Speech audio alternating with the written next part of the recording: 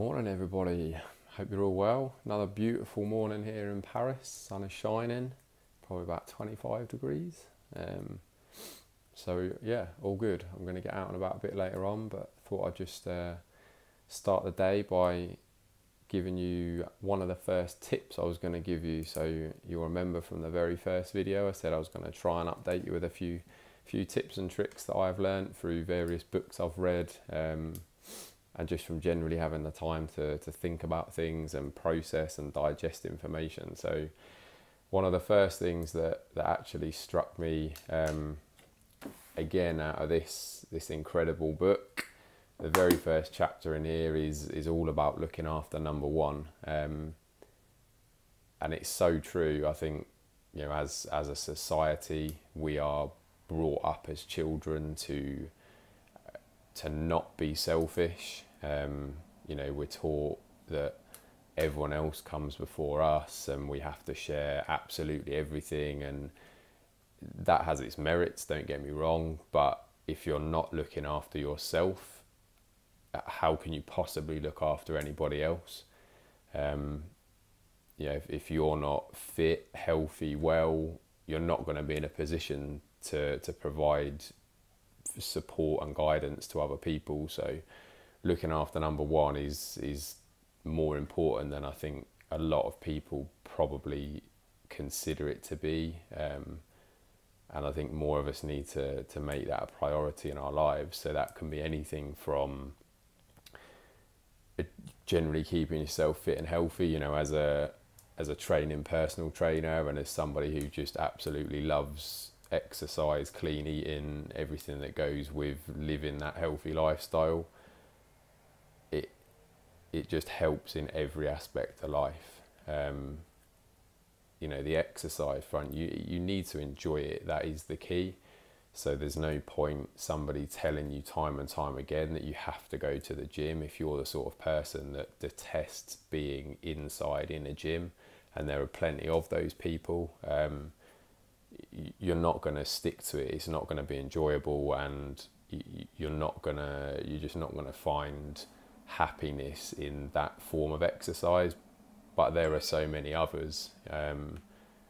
You know, with nowadays all the boot camp type stuff, you know, the park runs, you can be outdoors, you can be in groups.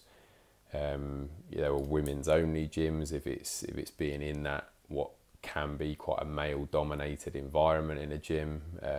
Whatever it is, just find something that pleases you. You know, going for a swim, even just going for a walk, you know, half an hour a day, just being active.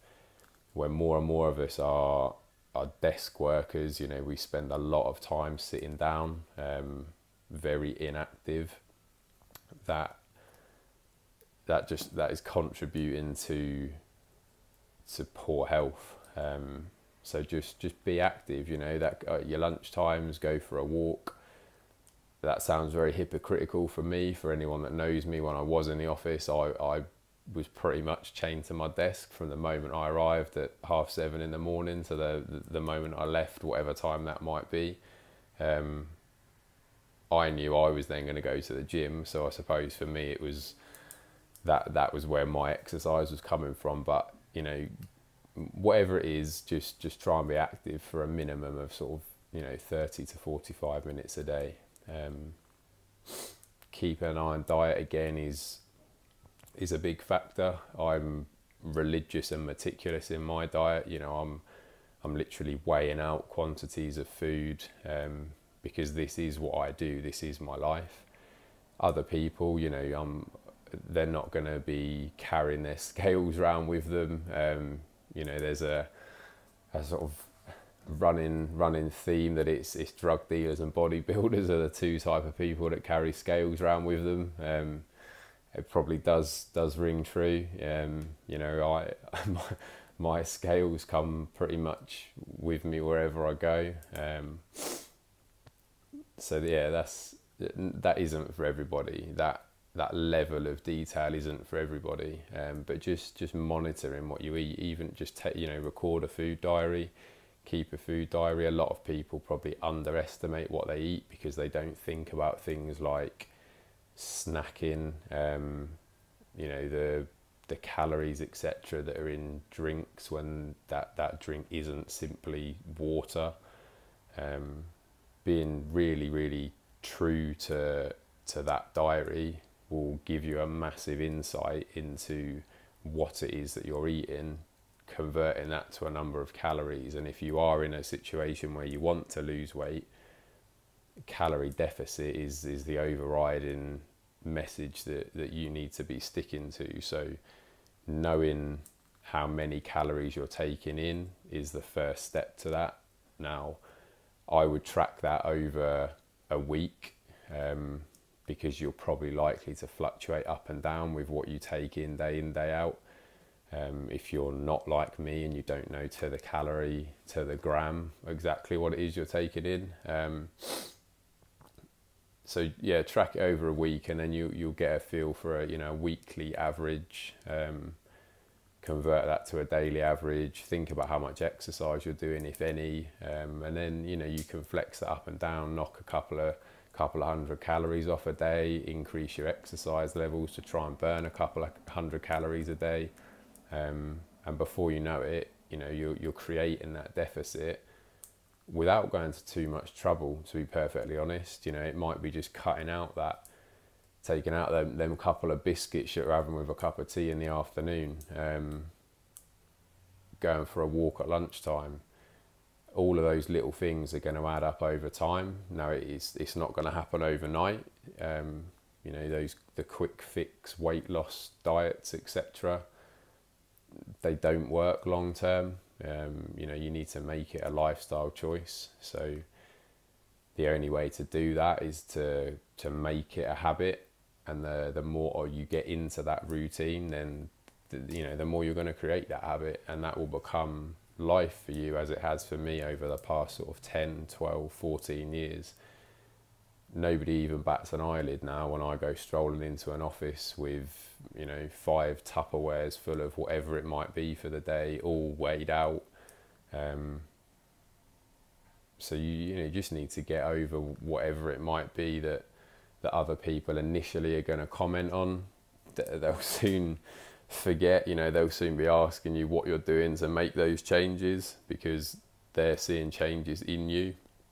That they want to know the secret, so to speak. So don't be afraid. And the other thing that's really, really useful, and something that I've probably found again really useful, is accountability. So I mentioned several times I have a coach myself. I check in with him on a weekly basis, and that just helps me stay accountable. I update him with progress pictures, my body weight, my body fat, and just having that somebody that you're saying, even if you've had a bad week, you might have had a particularly bad week, you might not have trained as many times as you should have done, you might have fallen off your diet a couple of times. The fact that just having that person to tell that to, it goes a long way, because it's making you think about these things. So every time you might make those choices in the future, that you've got to account for those to somebody. You need to take responsibility for it, and it'll probably make you think, second guess whether you should have that something that it is you're craving. Now, that's not to say you shouldn't reward yourself, because those rewards are also really, really key in creating routine. So that's not to say that you should have a good 5 days of diet and completely blow that all out the water at the weekend, but make a sort of a plan, I guess. Make a sort of short and a medium and a long-term goal, that give yourself a target. And then it might be that you can buy some new clothes, for example, because you've lost the weight. That means that you need to size down. So that's your reward, and that's a positive reward, because it's meeting that goal that you may have set. So just think about these things going forward. If anyone wants any advice, feel free to drop me a comment below.